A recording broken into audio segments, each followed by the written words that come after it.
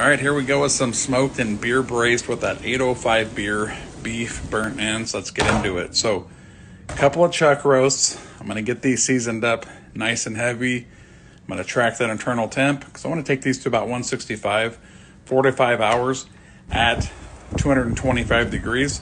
While it's doing that, I'll be spritzing these. So we're going to pull out that 805. We're going to spritz these up until they're ready to wrap. So after that, we want to put these in a pan with an entire can of that 805. Cover them up. Bump that temp back up to 275 and go another 4 hours to get these extremely tender. So I'm going to remove this from the pan. I want to get this meat cubed up, but you can see here how tender it is. So about 1-inch cubes is your standard burn end. So we'll get these cubed up, and then we want to add some sauce to these bad boys. So get these in the pan, get them sauced nice and heavy. I'm going to cover these back up for about 45 minutes or so, get them back on. Then we want to remove that lid and another 15 minutes for that sauce to tack up. And this was the end result.